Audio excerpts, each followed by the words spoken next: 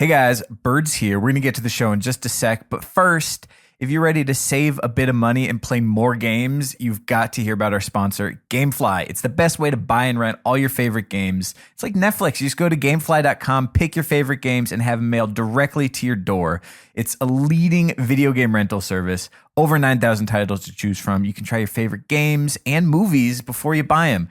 Keep them for as long as you want. You don't have to worry about late fees. You can cancel anytime, and they have movie rentals now too. So it's so easy. Go to gamefly.com/crucible and start your free premium 30-day trial today. It allows you to check out 2 games and or movies at any time. You can hold on to them for as long as you want. And you can only get this offer by visiting gamefly.com/crucible.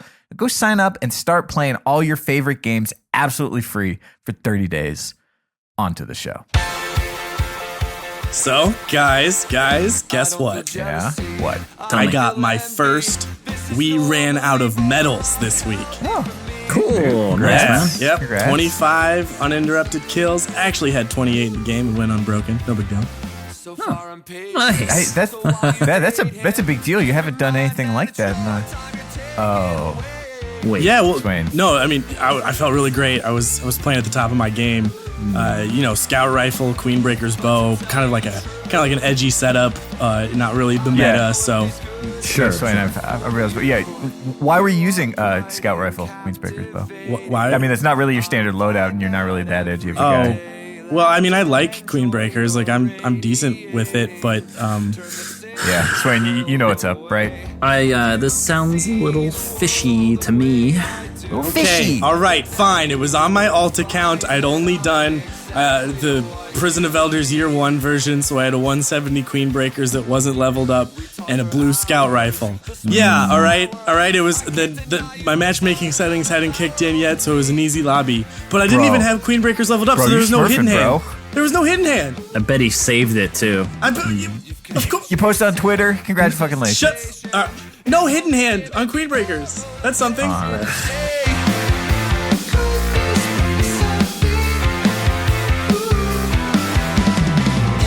To tell you the truth, I don't know if he's good enough for you. You are bright and captivating. Hey guys. Hey, Swain. How's it going? Not you, Bonesy. shut up. Swain.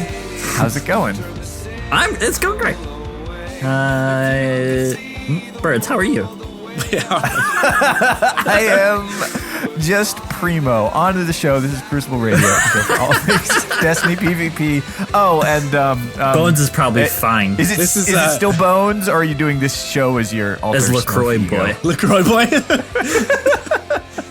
Yeah, that's right. If I ever talk about my alternate account, I need to be in that character. Guys, you do that no matter what. You just have a justification this week, so don't act like you just came up with the joke. It's confusing, man. We get caught up. Yeah, you can't stop me from being here. I'm one of the hosts. I'm Bones, and this is the podcast for all things Destiny PvP. It's Crucible Radio, and it's another week in the Crucible. We've been playing and doing some fun stuff while we patiently await the gameplay reveal for Destiny 2, but it's still a month away, and we've got stuff to talk about as always. I mean, let's get right into it, bro. You're smurfing, bro. Yeah. So, bro, I was smurfing a little bit. Yeah. I wanted to talk about the alt account. It was an interesting experience. I had made a new one in year 2. I used to play so much. I mean, I still play a lot, but I used to play so much, and I was like, I just want to grind for new stuff. And I made a female warlock, and I started over and stuff, but I couldn't get the online thing to work out. Long story. So I got that part fixed, and I was like, oh, I want to play the Crucible this week and see what it's like to just use old guns and, have a new account. Is it really that much of an effect? And turns out for the first 10 or so games, it really is. And I did notice. And I did really well using subpar weapons because I was in different lobbies. And eventually I got in a Clash game and I realized Triple Wreck was on my team. And I said that was fun while it lasted. But I learned some stuff because it's been a while since I had played that kind of the variety of skill level, and my lobbies are full of people. I'm not like I'm in the top 5 people, but people who don't fall for the same traps of going in the rat lanes and standing on zones without checking their flanks and, don't adjust to radar. So it was kind of interesting being able to see what certain players do at different levels and how I kind of reacted to that. So yeah, I kind of learned something, and I feel like I got a better sense of what other people are currently working on, things like that. Well, that's an interesting topic right there. We've sort of been playing for a long time. Probably if you've listened to the show, you've been playing for a long time, but we have listeners at all different skill levels, and your priorities are a little bit different. When you're 8 trials wins and you're trying to get to that 9th one, and go to the lighthouse, the kind of things you're going to be working on are different versus whether you're just getting started, you're just getting into PvP. And we do have new listeners every week. So talk to me a little bit.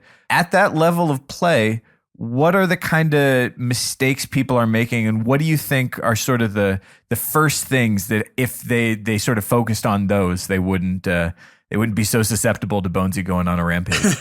Well, there were a few things, and this is a segment here, but I think it's something we'll have to talk about a lot when we do get to the sequel. It's just sort of a return to the basics. But 2 really strong things I noticed that I was taking advantage of.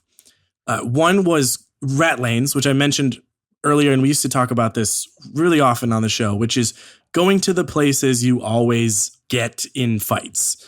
The same angle, the same head glitch, the same door. You're always looking there and you're always expecting someone. In this case, I was playing Control. And the best example of this was on Anomaly. Anomaly has a nice catwalk across from B, and the flag is right there up in the middle. And there's a ton of fights going on the ramp and between the 1 and 2 rooms. And those are the rooms on the left and the right. But people don't check across to the catwalk that often. Not every primary can hit that distance, but anyone who decides to snipe on that map can. And I was getting kills by standing on the catwalk and sniping over to B while they were focused on to the left or the right in their rooms. And some of that is leaving yourself exposed and saying, well, I got to stand on this point. What else am I supposed to do? Well, you can still get cover and you can still keep your head on a swivel while you do cap a zone. The other thing is just getting so caught up with your radar where you can't think multidimensionally and you can't think beyond your radar. So you're going, there's red on my left. That means he's in this little room. So I should scope down there. I should throw a grenade in there and I should aim with my gun so my radar disappears because that's where he is.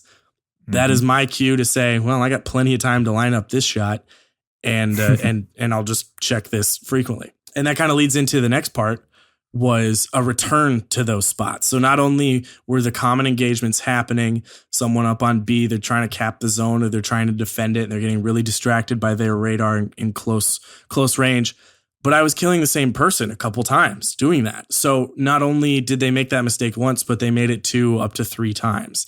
And I think that's not so much like, because recognizing your mistake is so near impossible to do mid-game. I think a lot of that is just muscle memory and habit. So it's just the common habit of going, well, this is where it happens and I go here a lot and I got to capture B. So I'm not thinking beyond that. And you just sort of, you die, you spawn, you check your radar, you reload, you run over, you get some special, and then you go back to the action. And people just kind of get caught in that motion of spawn, die, repeat. And they're not really thinking about how can I break this setup? How can I do something differently? What have I learned from so far in this game, and or what tactics are the other team using? Another really simple tip that I've tried to be very aware of lately and build it into my nightly gaming sessions. This applies to almost every single video game, but particularly in Destiny, running away. It's not like it's not like you're going to get made fun of for running away from a gunfight in Destiny. No one's going to be like, chicken, and like send you. Well, they might, I don't know. But it's not going to like hurt you to run away and try and find a better angle or to get your health back.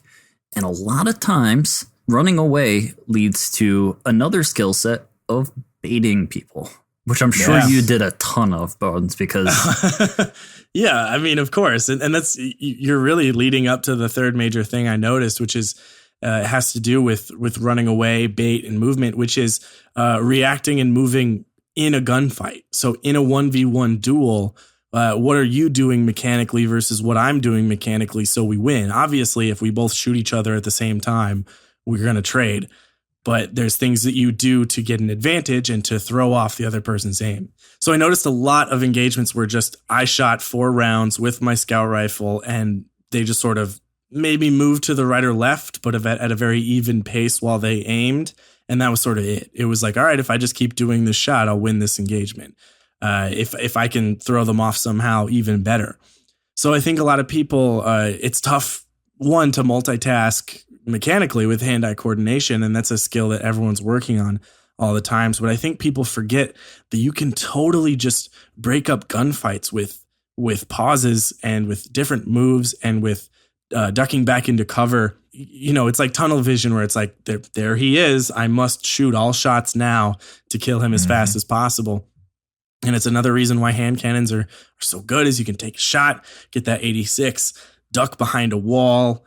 If you're breaking that sight line, you can either jump, you can go left, you can go right. All these options to continue the fight and give yourself an advantage in the middle of it that people just don't utilize. So I think people, as they get those mechanics down, can just try to work on adding more to your game. What are you doing when you see someone? Sometimes you need that 3-tap to win because there is nowhere to hide and there's nowhere to run. Kill them.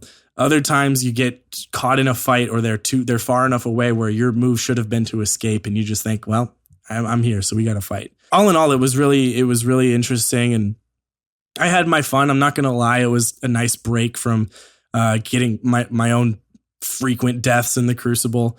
But it was nice to see that. And I think I'm really going to try to factor that in when I give advice now and not think, well, everyone's been on this path with me for 3 years, so we're at the same point, right? No, not really, because everyone makes progress at a different rate. So it was pretty cool. It's been interesting. I have, and I think I mentioned it last week, I have a friend who's kind of just getting started with console shooters, and I see him make like a pretty fundamental mistake that was so important for me to learn early on, but I'm still working on it all the time.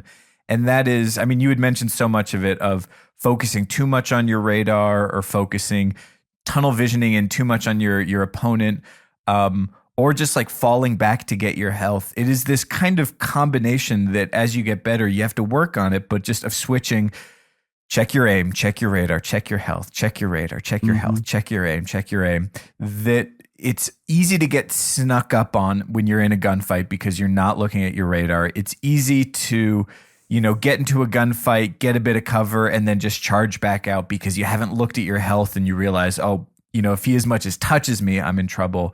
And just really being able to kind of focus and have this kind of rotating focus that's just this constant loop of saying, what's going on around me? What am I trying to do? And how close am I to dying? You just learn with practice. And I kind of sat behind him as he was playing. He's like, check your health, man. Check your health. What's on the radar? You're about to die. Get your health back. Get your health back. But realize this is something that I still work on all the time. Yeah. Lots of fundamentals that if you are not actively thinking about, you can, like, if you're not thinking about them as part of what you're improving on, you'll just immediately go back to what you're used to. And that's one of the things I struggle with the most.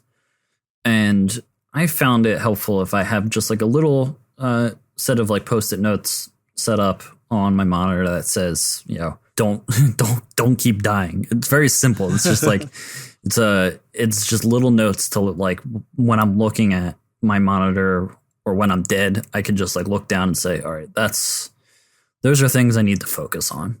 And I look back up, I take a deep breath and, press square and respawn, depending on the game mode. But continuously working on them is something that will only simply make you better. Yeah, that too is a big idea because it's like, we play video games because they're fun and we relax and we enjoy doing them.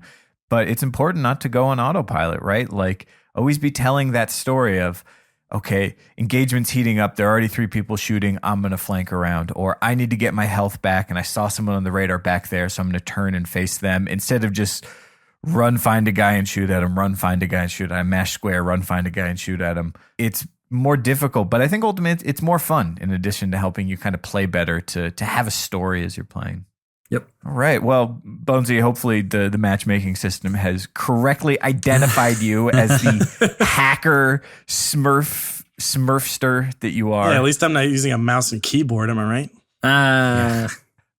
We'll get there. Foreshadowing. Swain, how you doing, man? I'm doing pretty good. There is something that I wanted to kind of address. It kind of ties into what we were just talking about, and we do have various types of players that listen to us.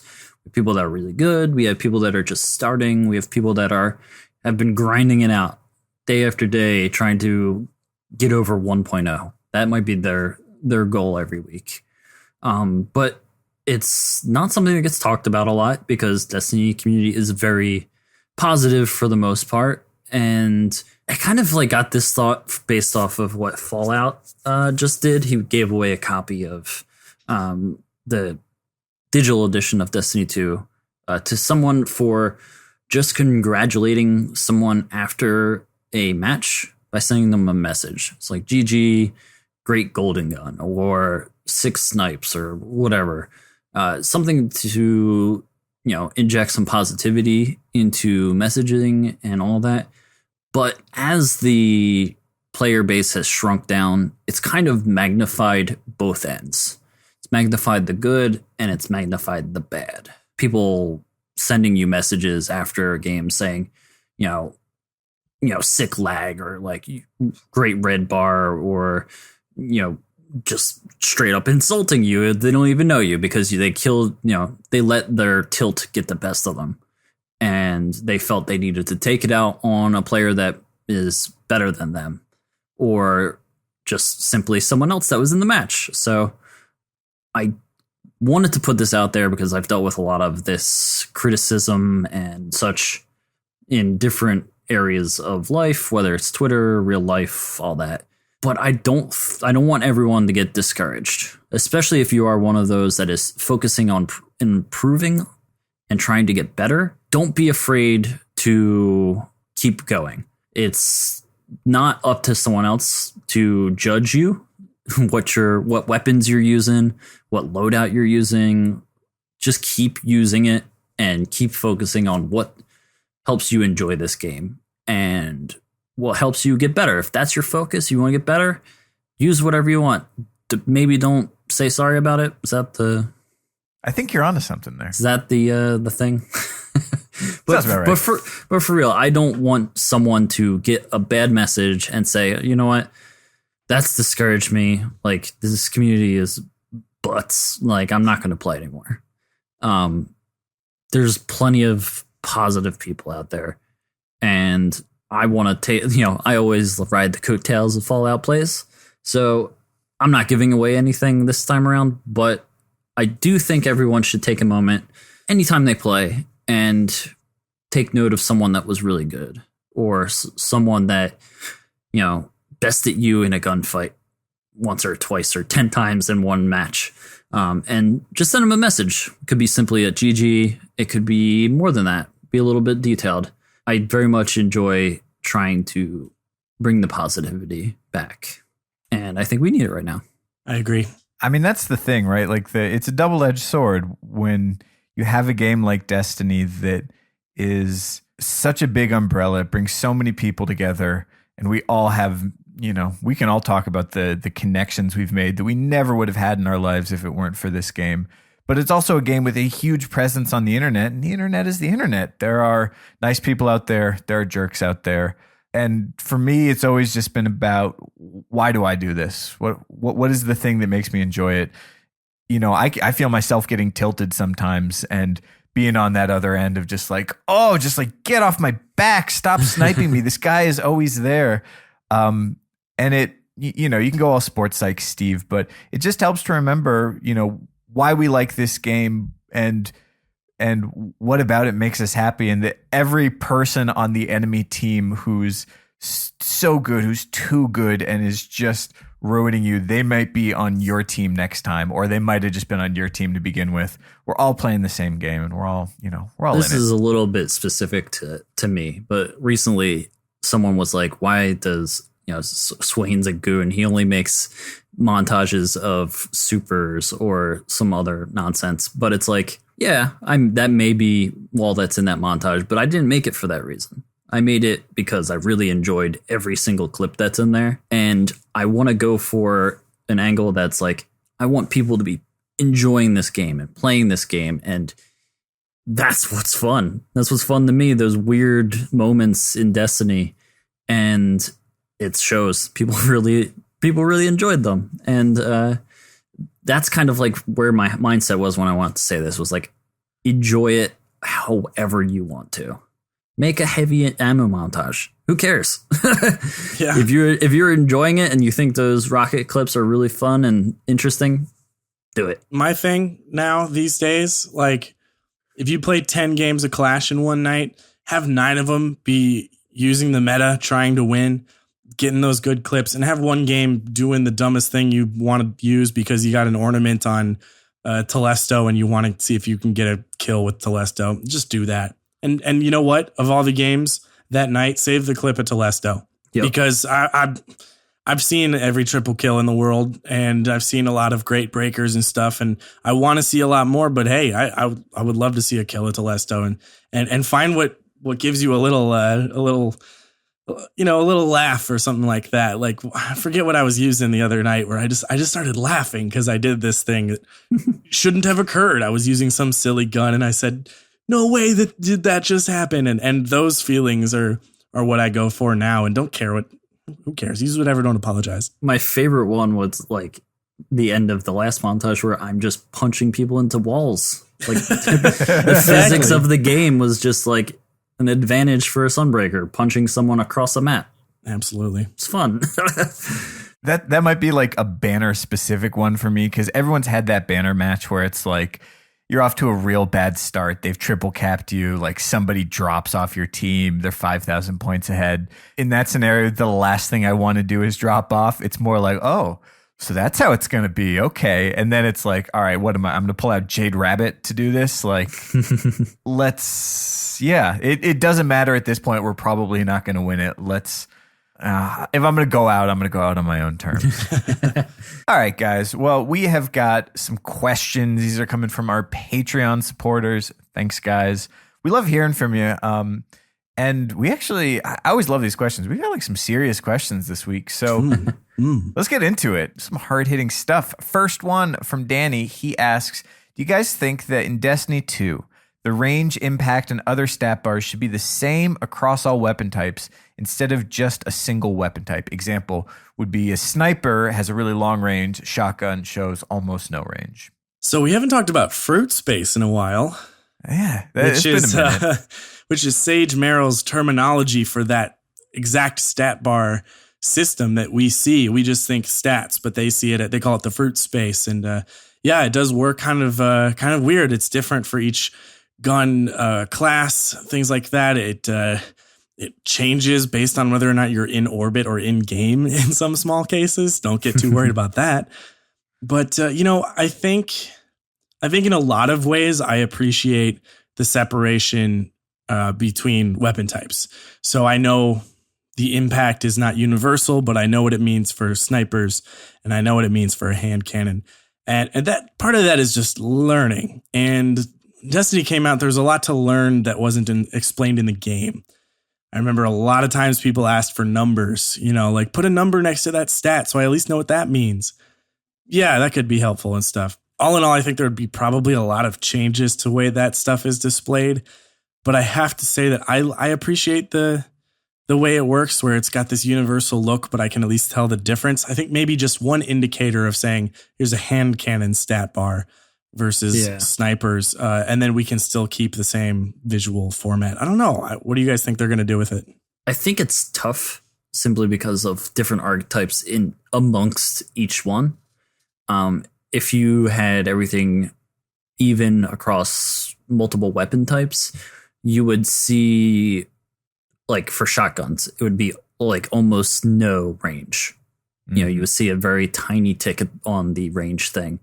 But what if it's a different, type of shotgun that has more range? Or you probably wouldn't be able to see the minute differences on that big of a level.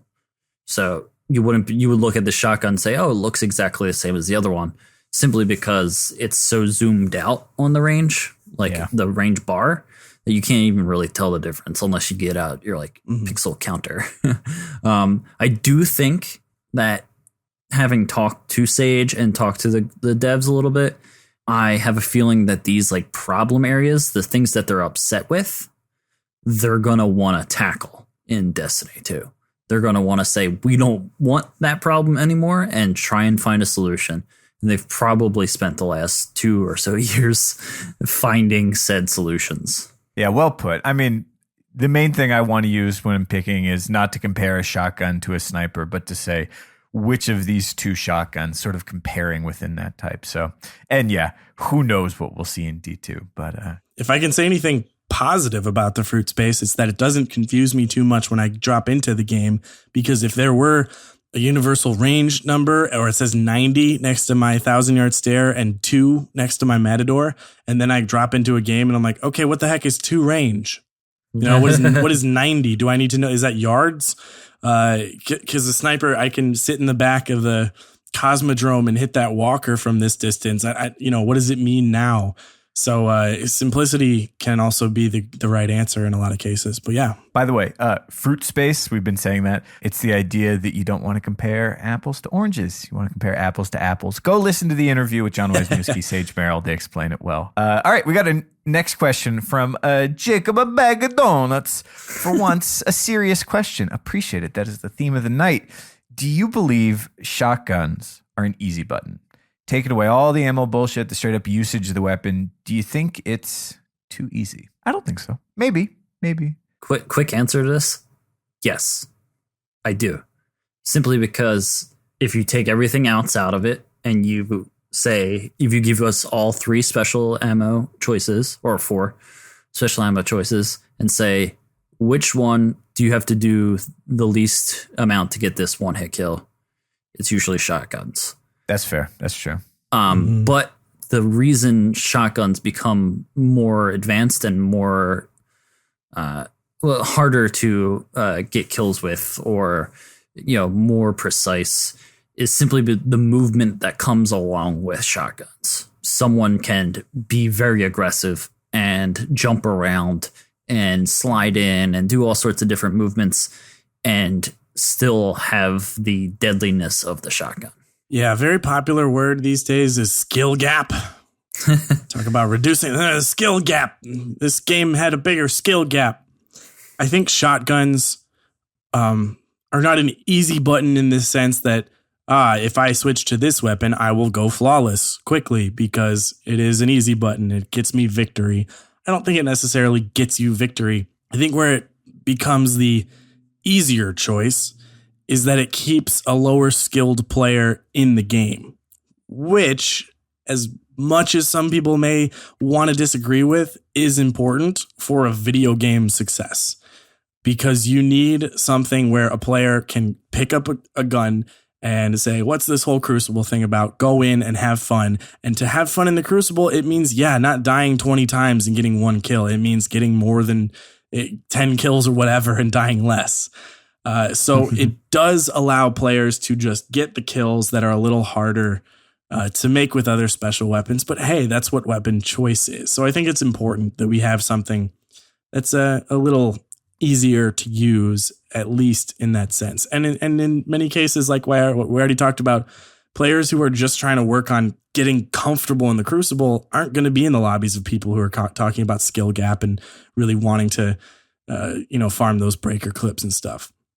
So yeah, it's a little easier to use, but on one end of the scale. I guess I just have to look at what I choose to use. And I can, if I'm in a shotgun mindset, I can certainly do well with them. But I think right now, for, the kind of lobbies I'm playing in, if I want to get the most number of special kills in a game, I'm going to take a sidearm. And maybe that's, you said take away the ammo part of it. But I find that, shotguns are so high risk, high reward. You have to be close. You have to be confident. It's tough to take on a group if you're not being super mobile and super confusing. Is it easier? I don't know, but it's not everyone's best weapon. And Yeah, at the middle tiers of play, I don't know. With this current balance, I don't see a ton of people going off with shotguns to the degree it used to be. I see just as much good players using sidearms, even using snipers if you play that sniper play style. So I don't know. Good question. Yeah, I can tell you after the changes that the aim assist not as easy as they once were. Oh, just the whole like dive bomb in the air thing is used to be so reliable. Not as much anymore. Yep. All right.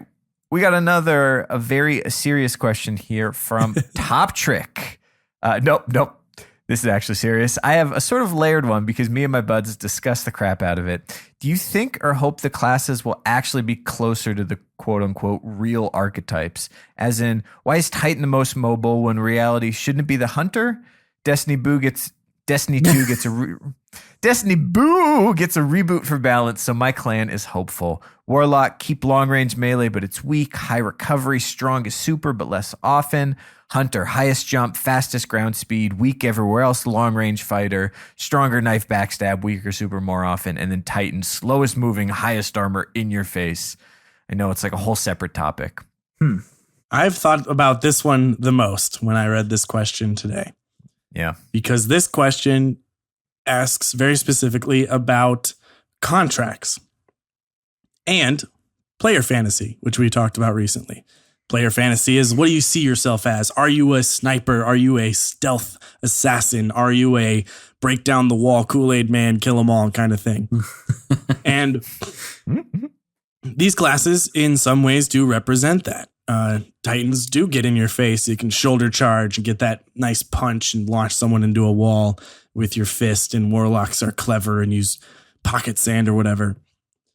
Then there's contracts, which are, if you put a shotgun in someone's stomach, it'll blow them up. And if you shoot a sniper bullet into someone's head, it kills them. It's a headshot. It's a contract because when you hear sniper, you have certain expectations. So like the contract is, if you're a big, heavy, bulky Titan, you're going to be slower moving. If you're a max armor Titan, you should not be moving so quick. Then there's the factor of emergent gameplay, which is the game was developed. They had these skills and abilities in mind. And then the players themselves, A.E. Gabriel, for example, figures out how to skate. And that is emergent gameplay. So skating became the best way to use a Titan. And suddenly Titans are known for skating and being fast and just flying around the map and stuff like that. And Warlocks, maybe the emergent gameplay for a while was that they just have a crazy melee and the firebolt grenades or something like that. It had nothing to do with their high recovery for a very long time. So in my head, Titan is probably the most obvious one. Hunter certainly implies a hunter assassin vibe. Warlock does magic. Those words exist outside of Destiny, but in this game now, we have our own concepts of what they do. And maybe the contract, when you hear Destiny Titan, is a guy that flies around at like high speeds just above the ground and then punches down a wall. And when you hear Destiny Warlock, you think really tanky, high revive class that has a nasty melee and stuff like that. So maybe the game has developed its own player fantasies and contracts. And in that case, they don't have to be held back by saying, well, this class has the highest armor, he should be slow. It's perfectly fine if they do, but I just wonder if maybe they don't feel bound by those sort of contracts these days. Well, like I said for the other thing, Destiny 2 is going to be a very good chance for them to be like, clean slate. Here's what we're going to be able to do. Obviously, they want to keep a lot that worked well. Like what works well for this game, what plays into those player fantasies, what makes people return to those classes every single time. But like you said, it could be a chance for them to say, you know what, we really want to, buckle down on these contracts and buckle down on what we think this thing should be doing every single time. And I think that you're going to see some of it. You'll probably feel, it probably won't feel like a nerf going from one game to the other. But I can almost guarantee you it won't be the same for the way you've been playing. You're going to probably have to find new ways of adapting, you may even find that you're no longer a warlock. You're probably a hunter. It's something we're all going to have to, travel down that road together when Destiny 2 comes out. I just hope, practically speaking, that we don't get into a situation where, you want to do long range, you have to play this one. If you want to have armor, you have to play this one. Because there are lots of games that are like that, where the roles are much more specific. And that can be fun, but you need to have a team. Like, you can't play Rumble in games like that. Even if you do it differently, you need to be competitive no matter who you're going up against. You need to have the right tools to do it, because this is Destiny. You're the guardian who saved humanity, and you need a team to do it, but you have to be able to stand on your own against any challenge. And also, I like playing Rumble, and I don't want to I don't want to only be able to do long range engagements, because sometimes people are up in your face. You got to be able to deal with them and not lose every time. All right, last question. Tim T, I have no idea what to say for this. He wants to know, you choose one meal to eat as your last meal. What is it? Okay, so I order a deep dish Chicago-style pizza from And that is Rosati's. actually what kills you. Yeah, and then while it's getting delivered, I eat a bunch of hummus and pita. And then I'm good. That's my last meal. Bye. Swain, what do you want? All right. Mine's a little bit more. I want to have a chicken sandwich, a fried chicken sandwich on a Martin's potato roll with some sort of delicious mayo, pickles, whatever on it, and cheese. And then fries with that, crinkle fries, because crinkle fries are delicious. A mint Oreo milkshake and a fountain Coca-Cola. You 90% covered what I would have said. I would have been the same thing, except I would have made it steak frites instead. So I know I want to go to if I get to call it, I want to go to a world-class restaurant. I want to have 20 courses where I don't even know what it is I'm eating, but I keep going, how did they do this? Why does it taste like this? I'm eating baby octopuses and aged meats and all this stuff, and I'm stuffed at the end. I'm drinking bourbon throughout, and then I go and I don't smoke anymore, but I go sit out on the patio. I have a cigarette. Someone comes up behind me and shoots me in the back of the head. That's how it went. It's like course number 16, and they're like, "Here is your grilled ostrich." Wait a minute, you're just delaying until you die. I know what this is about. Fried chicken sandwich with mayo and pickles sounds real good too. Kind of hungry now. Yeah, I'm All right. starving. Patreon supporters, thank you so much. We love answering your questions. If you're interested, just go to patreon.com/Crucible Radio. See what we got. We got a bonus podcast. We got giveaways. We got Play With Us nights. It helps us do more and cool things on the show. So check it out. But if not, keep listening. We appreciate you all the same. Yep. Well, Birds, I know you had a special little chat with one of our very good friends before, and a big interview we've got today. But there is one quick word from our sponsor this week, Stamps.com. Ooh, Stamps.com. So these days, you can get practically everything you want on demand. Like this podcast, you can listen wherever you want, in your car, at work, while you're playing the video game. Anyway, so why are you still going to the post office and dealing with their limited hours when you could just get your postage on demand with Stamps.com? Yeah, anything you can do at a post office, you can do now right at your desk with Stamps.com. Buy and print official U.S. postage for any letter or package using your own computer and printer. And unlike the post office, Stamps.com never closes, so you can get postage whenever you need it, 24/7. You could be up at 5 a.m. and coming up with new business ideas, and you need stamps to send things out first thing in the morning. Buy it then. Look, if you run a small business, you know what it's like. Driving to the post office, arm full of packages. I don't want to do it. We don't want to do it. We got a lot of stuff to send. To have that scale, you measure it, you print out real postage right there, and then the mailman picks it up. It's just a huge chunk of your day that you get back. It's made our lives better. So give it a shot. So right now, you can use the code Crucible for this special offer.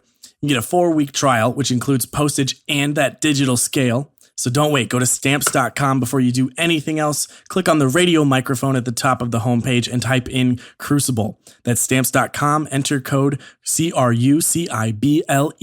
Stamps.com. Never go to the post office again. All right, guys. Well, we got to get into this interview with the one, the only Mr.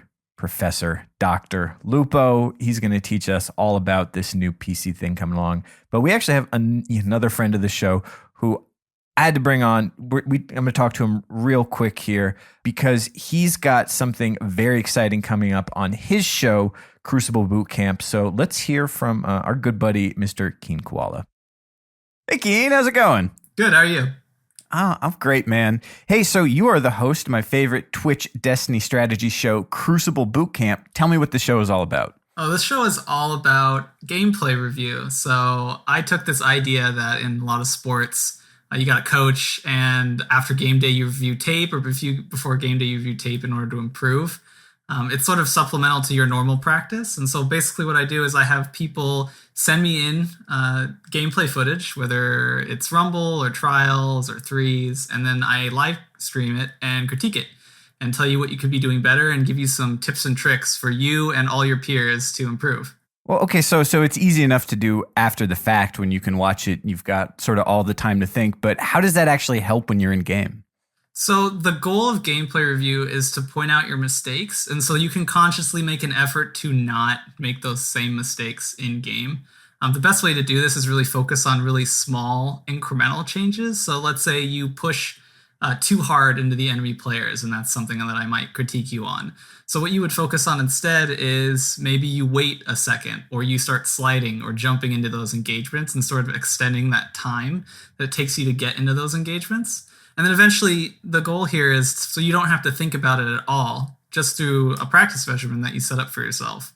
So if you do this over and over again with a lot of repetition, you don't have to think, oh, I need to worry about how I push into players. You're just going to do it naturally. Interesting. Cool. So what do you have coming up on the show?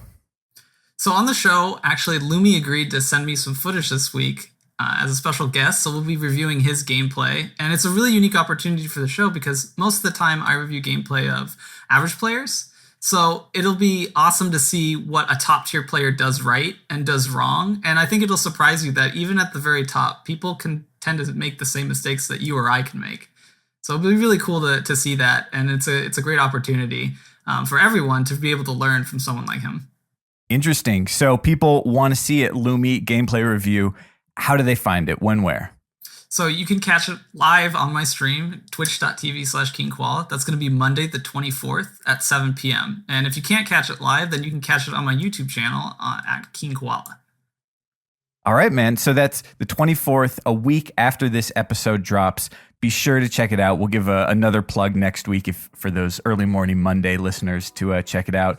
But seriously, guys, go watch this. It's going to change the way you play. It's changed the way I've played Destiny, sort of seeing the big picture in a way that you just don't get when you're in game. So, Keen, thanks for coming on, and I'm looking forward to seeing this thing. Hey, I hope to see you guys all there. Complain.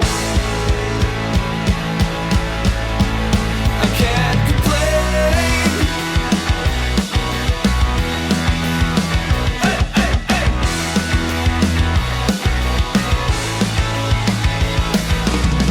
We can find some good in everyone. Some will make us smarter, some help us have fun. Music this week from Compass and Cavern out of Denver, Colorado. You can check them out. It's compasscavern.bandcamp.com. Send us a couple links to some songs. We'd love to play it on the show. And if you'd like your gameplay footage featured on the video version of this podcast, send your best match, just upload it to YouTube. Send us your best match to crucibleradioclips@gmail.com. I can't complain.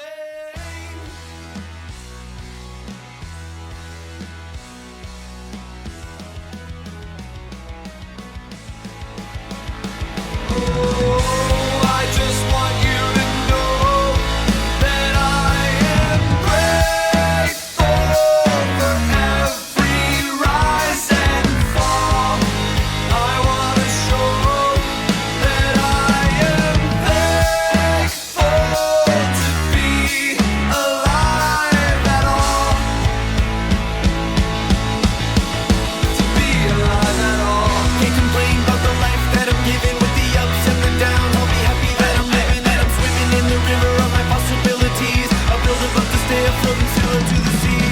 Hello, everyone, and welcome back to Crucible Radio, the podcast for all things Destiny PvP. You're an hour into it at this point. You know that. It's time for a very special segment. It's where we have a guest on the show. They come and talk to us, tell us how wonderful we are. We like to call it guest chat on Crucible Radio, Yep, the show for all things Destiny PvP, the interview. that everyone knows and everyone has heard of. This week, our very special guest is DrLupo. Hey. Thanks, guys. Back. This is round 3. I'm in a race with Fallout, and is there anybody else that's been on 3 times besides me and Fallout now? Sports psychologist. Sports psych. Steve, I'm coming for you guys too. Holtzman kind of has a third thing because he recorded something, so we called it kind of third appearance. And but you're getting up there, man. This is a big deal. You should put this on your Twitch bio or your resume. Holtzman, if you're listening, this doesn't count, you jackass. I'm telling you, I am the decider. Really, what we want to do with the show is provide an asynchronous platform for beef amongst our friends. So, say whatever you want. It'll be months before he can respond. Perfect. Well, besides guest of Crucible Radio, 3-time guest of Crucible Radio, what else does your bio say if people have, for some reason, not heard of you? So I play video games sometimes on a website called Twitch. Okay. It's new. No, it's weird. I've been streaming for a while, and it doesn't feel like work. But not too long ago, actually on my birthday, I just turned 30, March 20th. Happy birthday! I made the streaming thing officially. This is my job now. Is creating content on the internet. It's really weird to say that. I actually had an interaction with. I went to for like a checkup at my doc yesterday actually, and because I have a little bit of a cold, she gave me some antibiotics. But she's like, "So how's work going?" I'm like, "Oh, actually, I recently had a job change." She's like, "Oh, cool. I know you used to work at XYZ place that will remain unnamed before. What do you do now?" And I was like, I thought for a second, and I didn't know because my doctor's in her probably 50s. She doesn't. I was like, "You're not really gonna." If I just say I play video games, for a living. Exactly. She is a very nice lady. But luckily, actually, she had an assistant in there, like a trainee or whatever. And her trainee was a younger girl named Whitney. And I was like, well, I'm actually in the entertainment industry now. I stream, I play video games on a website called Twitch. And I could see her assistant immediately like perked up like, I know what that is. And I was like, oh, really? Perfect. So we sat and chatted. Apparently she plays League, and she knew about the St. Jude's charity stream. So she knew of me already, and she's like, that's really weird, and that is crazy. Really weird, and it was like kind of one of those moments where I was like, I've been doing this way too long. Some random person knows who I am. This is really weird, but it was cool, dude. It was super cool. I found it very interesting lately. I've been trying to talk to more people, like my regular friends and acquaintances, about this whole thing, podcasting, gaming, all that. And I usually have to explain Twitch like every single time. Yeah. But I've been finding more and more. I'll find someone that's like, "Oh my God, I play XYZ game, whatever, religiously," and they're like, "I love watching Twitch," and they like kind of hide it from everyone. They're like very secretive about how much time they spend there, or how much time they play like video games. And it's like, no, go ahead. Like, you can gush to me about whatever game you play, whether it's League or what have you. I have a friend who actually, I didn't really like talk to him too much before, but like as soon as I started like talking to him about Twitch and talking to him about like podcasting and video games, and he like completely changed. He like opened up, started talking about how he plays like his video game, and I'm like, I don't know exactly what you're talking about, but I'll sit here and listen, because not everybody gets to talk about video games.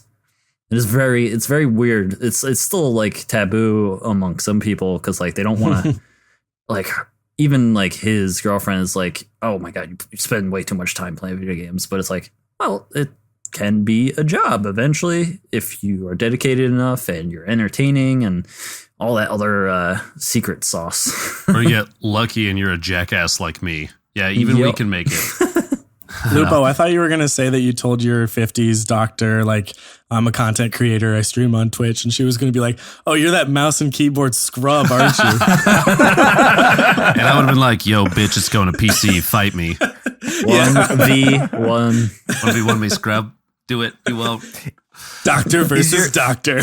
Oh God! I explained she was like, because her assistant was asking a bunch of questions, and I told her, I was like, my handle's DrLupo on Twitch, and my actual doctor laughed, and she's like, but you're not a doctor.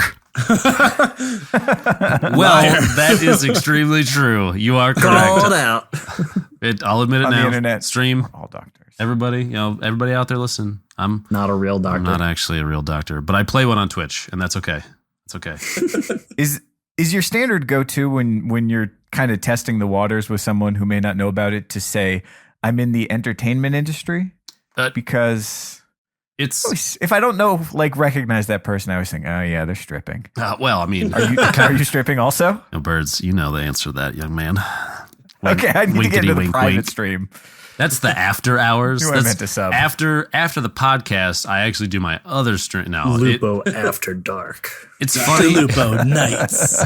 It's funny you should ask that. So, buddy of mine, Professor Broman, recently posted a couple little tweets about how his neighbor was trying to deter their kid from knowing what Broman did for a living, because they didn't want their kid to think that they could make money playing video games. And so he was like, how do I respond to that? Like, what do I do if the kid asks me? And generally people were like, tell them that you're in the entertainment industry, because it's the easiest way to get the point across that it's, you're putting on a show for people. And it's difficult because you have to have personality and energy, and you have to be knowledgeable.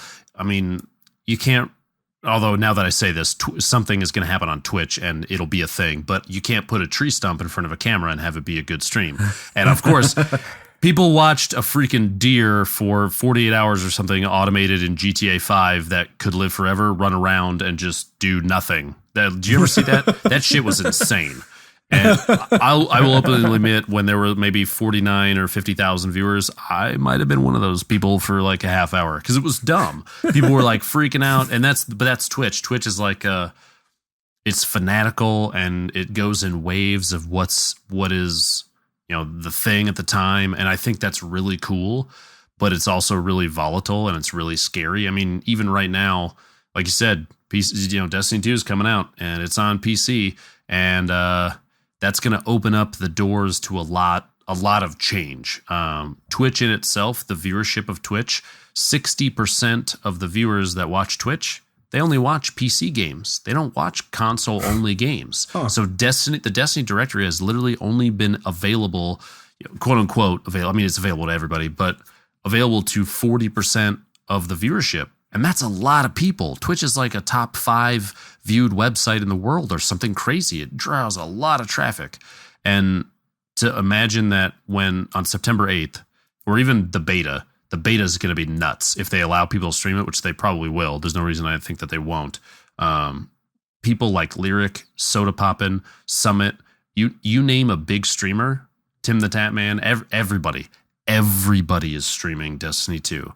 Lyric has made comments about, he's like, I've been looking for a game to know life like I did with WoW. He played WoW exclusively for 7 years, and I know what that's like. The dude goes hard on games that he really enjoys. So if Destiny 2 on PC is good, the Destiny 2 directory is going to be the number 1 directory on Twitch for months. I guarantee it. So let's talk about that a little bit, because one of the primary reasons we brought you on this week is because us three are PC scrubs. I even am openly against how mouse and keyboard works for me. I don't know. I'm just like absolutely. Why don't you work right? What is your problem? Swain uses a controller for everything on PCs. I really put the effort in to Overwatch on PC, and I am absolute garbage. I don't know what I'm doing wrong or all that. So we bring you on today because Destiny 2 will be on PC, and as a podcast about improvement and getting better, whether it's at, you know, how I hold a controller or how I use a mouse and keyboard or, you know, in-game stuff, we want to get better. So how do I get better? So what do I do? Without knowing what Destiny 2's customization is going to look like as far as like graphical settings, you know, that kind of stuff. Because recently I've been playing some PlayerUnknown's Battlegrounds, and there's settings you set so that you have the, you know, first person shooter on PC, and that comes from a couple different things. One, the length or tenths of a point. You only have a certain number of sensitivity, you know, points you can adjust to. If you have lower DPI, you have a greater, you know, a larger range of sensitivities you can get to. The other thing is that let me ask you this though. Yeah, go ahead. What is DPI? What are any of those words you just said? DPI is dots per inch. It's the number of detection points that the sensor in a mouse sees when you move it for every inch. So if you have 16,000 DPI, it's going to detect, for every inch that you move the mouse, it's going to detect 16,000 movements. But if you have 800, which 800 is kind of the go-to, it's 800 movements per inch, which seems like a ton, but it's measuring as finite of movement as possible because it wants to be as accurate as it can. And not all sensors are created equal. This is a big thing for a lot of people. You know, your go-to is, you know, whatever brand you like is the best just because the brand is known necessarily true. I made a video not too long ago and put it on YouTube. It's out there. I can get you a link to it if you want to put it out there. But I made some recommendations on hardware and where to go. And the kind of the three hardware things were, one is a mouse. A good starter for a lot of people is a Logitech G502. The Logitech G502 sensor is known for being very, very good. It's an excellent. I'd recommend it to Jake to buy one, Grenadier Jake, and he's been playing H1Z1. He bought one of those. I've told a bunch of people buy one of those because it's a good starter if you're not used to it. Nice. That mouse looks kind of scary. It's a really cool mouse. cool. It might bite you if you treat it wrong. But that mouse and an 800 DPI base will give you a good way. It's a good starter point for adjusting and getting used to the, you know, building muscle memory for the way the sensitivity works. Now, a lot of PC gamers, a lot of PC streamers, in fact, and I've seen it a ton in Overwatch streams, they will tell you not the DPI, but they'll tell you the centimeters it takes to do a 360 in game, because that's the actual measurement that matters. The reason that DPI isn't as big of a deal is because, well, old sensors, the first, you know, optical sensors and stuff, laser mice and all that, 800 DPI is really where it was accurate. If you went higher than that, it just wasn't accurate enough. The sensors weren't developed enough. And so you would get jitter and stuff at really high DPI. I could tell you my 16,000 DPI in this Death Adder Elite, I don't really get jitter on it, but there just isn't a reason to use DPI that high. It just doesn't really make sense.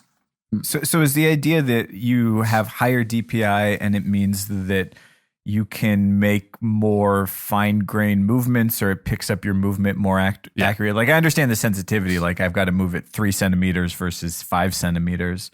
But is that the advantage, that you can sort of, you know, aim more precisely? It's kind of like this. So let's say you have an in-game sensitivity of, we'll say 5, and you're running 800 DPI. The speed that moves, the speed that you turn relative to 16,000 is going to be what? I'm going to be bad at math. 200 times slower, because the way that it's set up. So a higher DPI, the faster your movements will occur. And so what really high DPI does is make it so you can spin like a top, but you're not very accurate. You'll want to maintain a low base DPI, so like 800. Some people run 1,000. Some people run 900. That kind of range is good. So I was just going to ask, as like a visual, if I'm holding a mouse, am I not like for an FPS, for something like a a game online, whether it's Overwatch or Destiny 2 eventually, am I trying to not move really far on the mouse pad, or am I just trying to like have a really big mouse pad and move it all over the place? You're kind of trying to have a larger mouse pad and move it more for your 360s and 180s. And like, you know how in Halo or pretty much any console shooter, you have turn speed and aim speed. Turn speed is like I need to do a big ass turn. Like I need to do a 180. Aim speed is I need to line my reticle up on this guy's head. You want to be able to do both comfortably without having to lift the mouse to readjust in the middle of combat. So a larger mouse pad, the bigger the mouse pad you have, the better. And I have one that is made of natural rubber. There's a ton of different materials you can get. You want one that's low friction, because then you're gonna have to do less work to adjust, move your mouse around. You want something that's going to be smooth. And I have a couple. I can get you actually the links to the company that made these for me. It's Cool mouse pads. Their website is actually mousepads.cool, which I didn't even know was a thing, but it's a thing. Nice. They sent me two of these guys, and they're brilliant. They're exactly what I needed, and it gives me enough space on my desk now that if I'm in the middle of an engagement and I need to like check one direction and then check the other direction, I can do a 180 and not have to lift my mouse. And I can still, if I need to shift from aiming, which is the big movements, to suddenly being slow and checking, like, adjusting, getting a reticle on somebody's head, you don't have to do any pickups. It feels natural. The transition feels natural, and a larger mouse pad is going to be better. Like I was saying before, centimeters per 360, you want that to be probably about 20 to 27 centimeters. There's very few Overwatch players that are much higher than 30. There's one guy that plays at like 54 or something like that, and he's got a separate swings. desk for his mouse pad. It's crazy, but he's extremely accurate, which is, that's good, but you have to have the space for it. So that's kind of it's a balancing act almost between muscle memory, amount of desk space you have, what feels comfortable. And it can take a little while to dial in. Yeah, some people actually have desks that are too small for playing really, really well. And you can believe me, I played on a mouse pad with Destiny 1 that was smaller than an 8.5 by 11 sheet of paper for a really long time. With the way the Zim is set up, I don't really have a huge benefit of having a big mouse pad, but I have one anyway because it's cool. But it's the biggest benefit is when you're playing PC shooters. The mouse makes or breaks a good player. Honestly, if you have a good mouse setup, then you can hit shots. If you have a bad mouse setup, then man, you're going to be struggling to hit shots. And if you got a wireless one, go take that shit and throw it away. Wow. Okay, so I've got my mouse, my large mouse pad, my oversized desk. It's a good size. And, it's a good size. It's a healthy size desk. They're good desks, Birds. What about the K side? It's interesting because it matters far less what keyboard you use. There's a number of things you have to look for, and beyond that, it kind of just goes, whatever you like. Some people will say, you got to get one. There's like an Orb Weaver from, I think, Razer or something like that makes it's just the pad on the left side and maybe the space bar and some numbers, and that's it. So it's literally, there's no keyboard to it. It's a gamepad. And some people I use a full keyboard because I need to be able to type on a PC, at least for a shooter like that. Especially Destiny, which if it's on PC may have text chat. Yeah. Oh no. Enjoy that thought. No. You're going to want to be able to type in case you're playing with somebody that doesn't have a mic and you're in the middle of a raid and you're like, you got to do this, you got to do this position. And they're like, I don't have a mic. Can you just type it out for me? You would need to be able to type. So in my opinion, if you're prepping for D2, stick with a keyboard. If you're prepping just for first person shooters, or you don't want to deal with typing, get a gamepad, whatever's comfortable. But there's a couple big things about it. One, they call it N key rollover. It's the ability to have an infinite number of the keys pressed down, and they'll all still send signal. There are some keyboards, and the way that the signals are set up, depending on what you're looking for, that it can only do like 10. I can tell you with Destiny playing Night Stalker right now, There are times where I feel like I'm probably pushing, or I've pushed close to that many keys simultaneously at times. If I'm like reviving and aiming and I'm about to jump and I need to sprint and I'm about to crouch, like all that stuff at the same time might happen. It's not that big of a deal, but just so long as, 10 key or N key rollover is fine. Beyond that, it's like switches. Switches are the big thing now. I run Cherry MX Reds for the keyboard that I use to play on. It's a CM Storm Quickfire Rapid. I used to run on my Quickfire Pro. These are Cherry MX Browns, and I can actually here's the difference. Let me do this for you. If you can, I don't know if you can. Let me get it up in front. These are the Cherry MX Browns in the background, and these are the Reds. They're far duller. They're more subtle. One's like chaka chaka chaka, and if you want it to sound like totally different. And blues are I was like, just say, if you want it to sound like there's machine gun fire in your room, get Cherry MX Blues. They're so freaking loud. The stat that goes with those, the thing that matters is the amount of force, the number of the amount of force it requires to push the key down and have it register, because there's a spring inside. They're mechanical. There's going to be feedback. You're going to feel the click, and that's really good. Cherry MX Reds don't really have the click, but they do give feedback. They push back on your finger, which is good. I find that lighter ones are fine. Some people prefer heavier. If you're a heavy typer, get heavier keys, but you'll have to look all those stats up online. My personal preference, if you don't want to kill your friend's eardrums and you want a keyboard that feels good to use, find something with Cherry MX Red. I would say in general, just because I'm a bit of a keyboard nerd, I actually have an HHKB Pro 2 Type S. Toper switches are pretty damn good too. There's a lot out there. That's the thing. Sorry, go ahead. Well, here's the thing. If you are using the Dell keyboard that came with your computer, get any other keyboard, any keyboard with any kind of mechanical switch. The difference is so huge. It doesn't have to be a gaming keyboard. It doesn't have to be, they're relatively cheap, $75 for a keyboard that'll last for years. But the difference between a keyboard that's trying to actually be a decent keyboard versus the one you got for free, you will never be able to go back past that wireless mouse. Everybody listen, that wireless mouse I told you to throw in the trash? Look at your Dell keyboard. It is literally hating you if you want to play Destiny 2. Take that shit, stick it in the trash can next to that wireless mouse.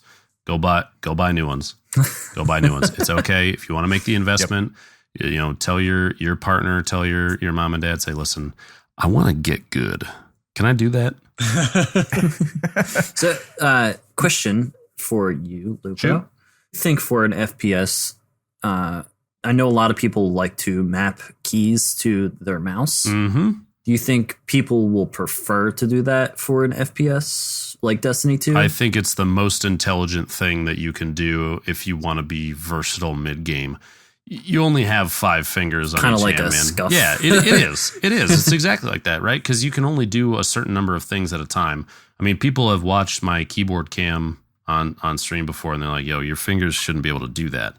But it's because I practiced that way. But if we'll say for me, melee and nade are the 2 left buttons on my mouse. If those were not there, I cannot tell you where I would put them on my keyboard to make them easily accessible at the right times. You have to use what you have available. If you're not, if you play Destiny and you don't use grenades, what the fuck are you doing? Really, right? Because you have grenades, use the grenades. You have the mouse buttons, use the mouse buttons. They're there for a reason. Now you can go overboard if you get like a Naga, which has a billion mouse buttons on the side, but it's made for MMOs. But you can do it if you want to. I don't know why you would for a game like this, but I think the bottom line here is buy the stuff. If you're going to acquire a mouse and a keyboard oriented towards Destiny 2, get ones that you're actually going to utilize to their potential. Don't get something that's a waste, and don't get something that is a drawback for you. If it doesn't have what you need, it's probably not the. So I want to hear about, okay, we've got all of our gear set up. We've got some stuff that's decent. It works for us. We've got it all set up. You've been playing mouse and keyboard in Destiny on console for a long time. And in my experience, sort of having played PC games and console games, just the way aiming fundamentally works is a very different thing. And I kind of expect sort of a lot of the aiming skills I've built up in Destiny playing on a console, or just console shooters in general, are just not going to translate over that well or that quickly. What do I need to be practicing? How does aiming work on a PC, and what am I going to get stuck on coming from console? If you want to practice, or you want to get the feel for what it's going to be like aiming on PC and you play on console right now, go into a custom game with your friends, everybody on the same team, try and shoot each other. That is no aim assist. In a PC shooter, let me put it this way. If Destiny 2 on PC has aim assist, there's going to be a big problem. And it can occur if like you can plug your controller. Like I have a 360 controller plugged into my PC, and I can pick that up and play games with it. The problem occurs when the game that you're playing knows you're playing on a controller, and so it grants you controller style perks. There was actually an issue with Overwatch when it was in development on PC, where if you played on a controller, you got aim assist. Why that was an issue is because people were taking their Zims and plugging them into their PC to make it look like a controller, but they were playing mouse and keyboard.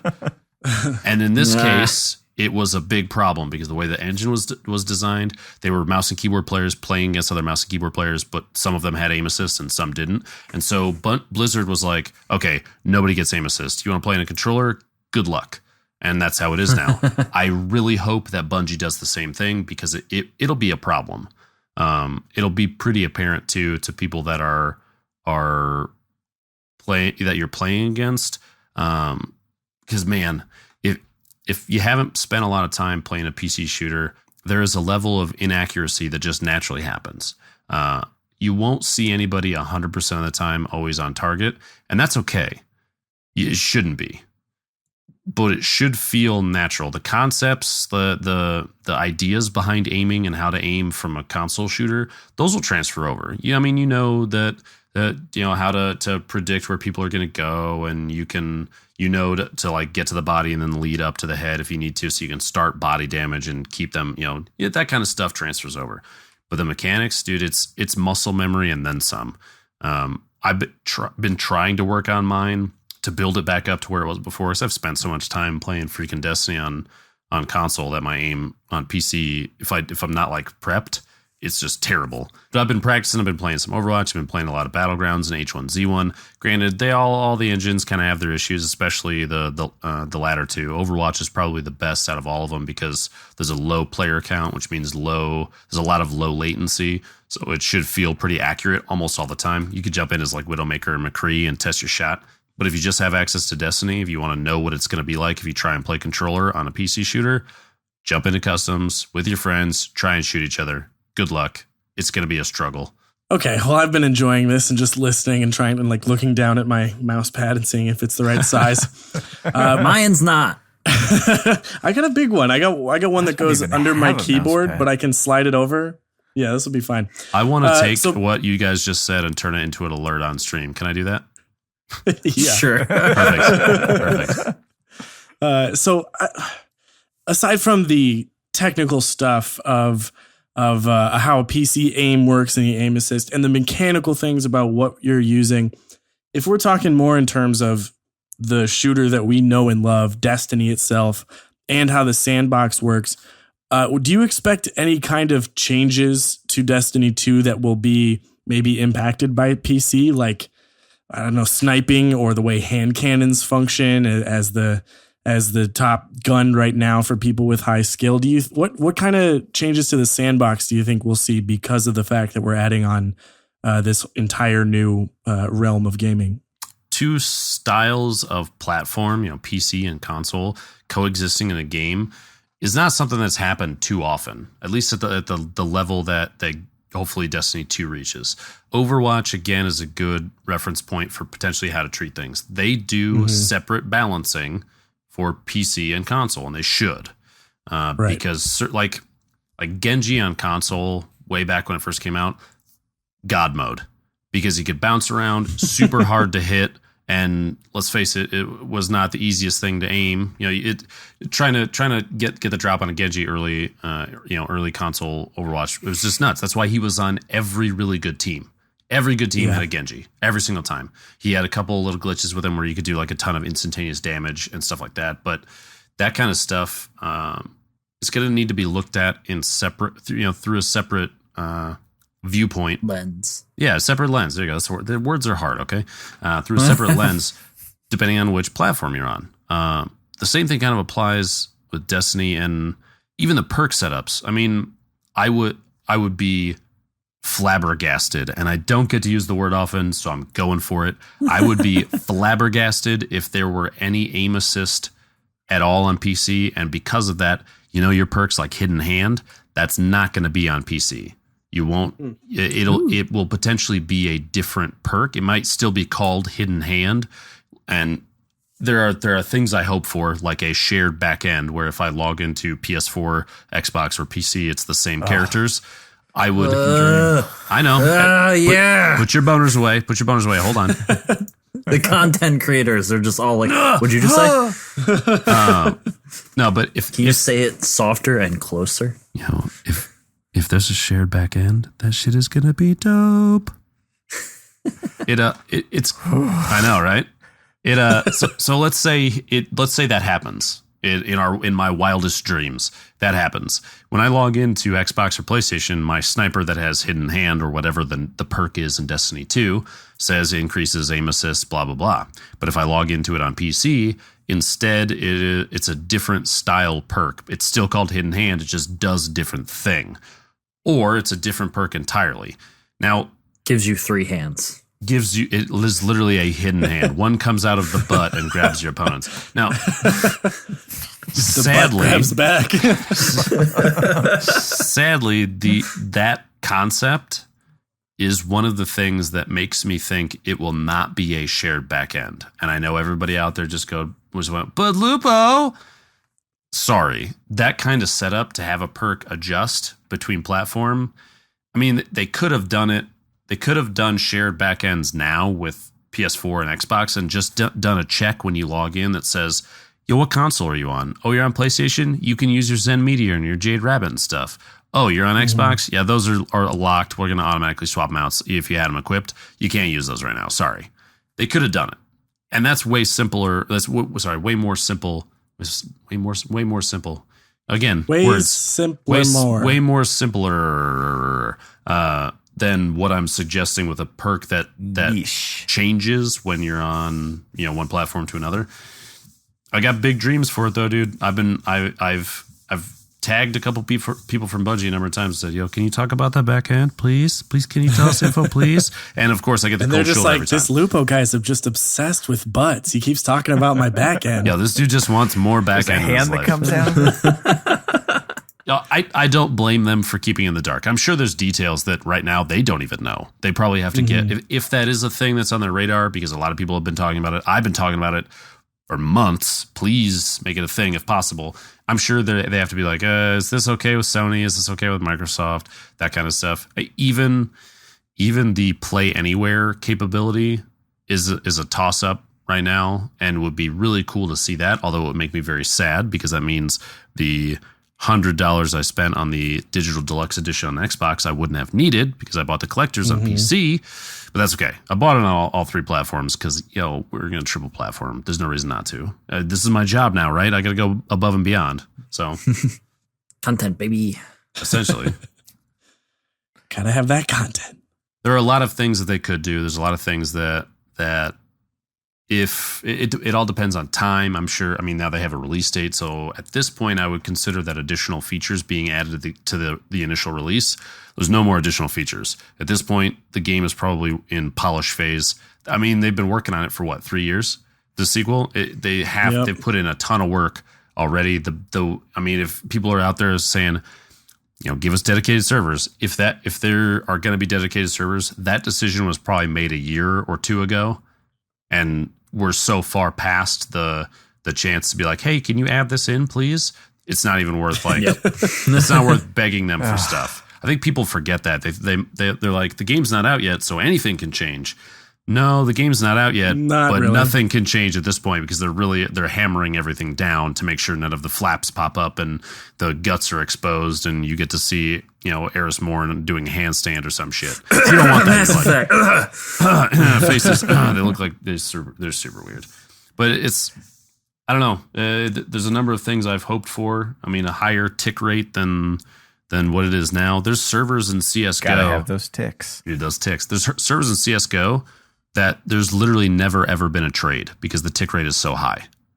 And not that I expect that for console Destiny 2, but if there's a dedicated server backend for Destiny 2, better believe I hope they push that to the limit, because whatever Destiny 1 is right now, there's a whole lot of trading, and it would be fantastic to see that curbed at least a little bit, right? Man, it'd be so weird to not trade.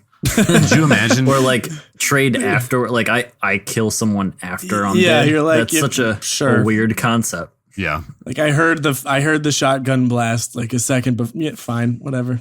People, I think, forget that that's how peer-to-peer PvP games work, is that one of the players is the host, and so they can't push too much. They can't put too much work on the host. It's got to be kind of a relaxed setup. I think I even said this last time I was on with you guys, but I don't remember who it was exactly, but one of the PvP guys, one of the Crucible guys from Bungie, even said, don't take Crucible too seriously. And I get it. And it has to do with the way that the engine is designed. They can't make it perfect. I don't expect them to make it perfect, but it would be nice to see some changes. Even just a separation of social and ranked playlists would be a glorious difference from what we have now. Well, we're gonna experience the hype over the next couple of months as we find out. DrLupo, this is normally the part of the interview where we ask where people can go find you. It's obvious. Go to his stream. He's a streamer. It's a great stream. Go watch his stream. Where is your stream? And tell me a little bit about it. You have a relatively new feature on your stream that is a bit of an exclusive. Tell me about this. It's extremely exclusive. So if you want to come watch the stream, it's just twitch.tv/DrLupo. That should be pretty obvious. I'd hope at this point. I mean, you said my name a couple times, but with the help of one of my moderators, he actually is an employee for Twitch. Dan McLean, fucking champion. I pitched an idea to him, and I said, "Hey, there's a thing that I want to do. I already have the back end set up to do it. Back end. He said it. Do you think you can help me write a little bit of code? I have some sample code that I was trying to hack apart, but I just didn't have the time." He's like, "Yeah, I could probably do that. I'll let you know." And then he did it in like 10 minutes, and he sent me the pieces I requested, and I was like, are you serious? It's done already? And he's like, "Yeah, dude, I got it." And so I got it set up, and I started working with it, and I got it working in stream. So here's what it is. Let's say something really crazy happens in a trials match or in a tournament or something like that, and you want to see that shit again. ! Replay in chat.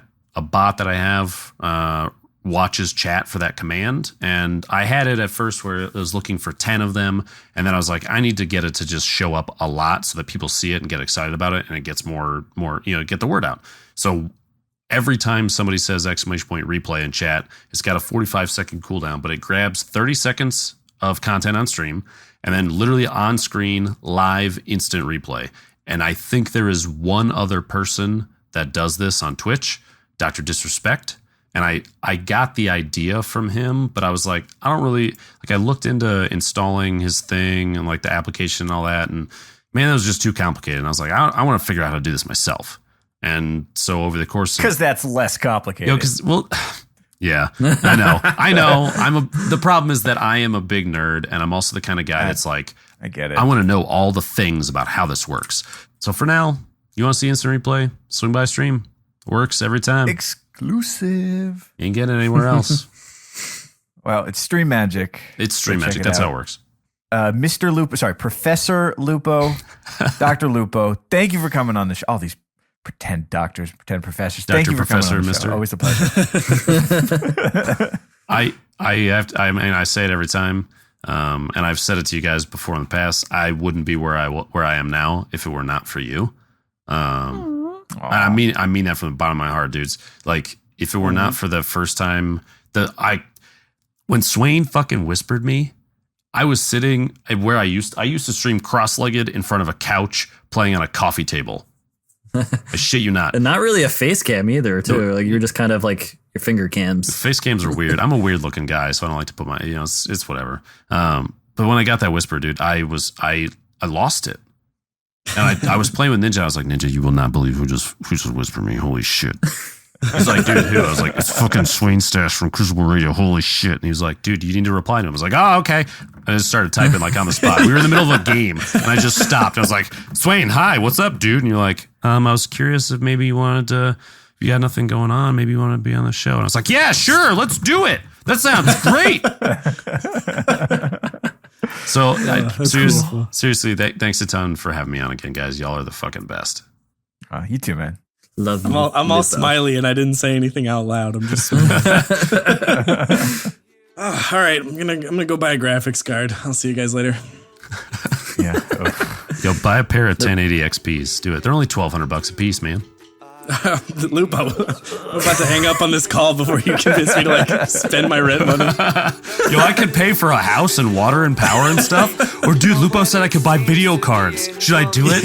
Yes, you should. This obviously. Is worth it.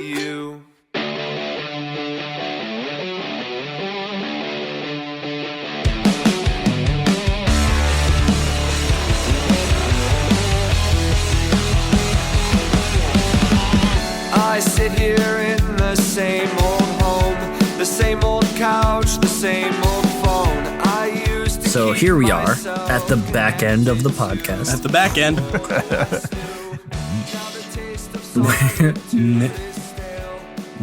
Yeah. Mitch. Bones. Anyway, this is where we give you all the other stuff before we get going. I usually say some stuff about space and internet and tell you to check out our website, crucibleradio.com. You can find everything you possibly want there. You want some Crucible Radio merch? Head on over there.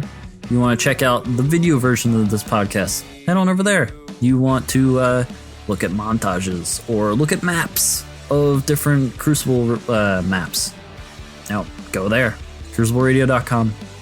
Your source for all of the extra stuff PvP. New tagline. Wow. There you go. There you go. All right, guys. Good night. Farewell. Adios. I love all your back ends. What about the hand that comes out of mine? High five. Hidden hand. Five. Up top. Between. Jump for that one.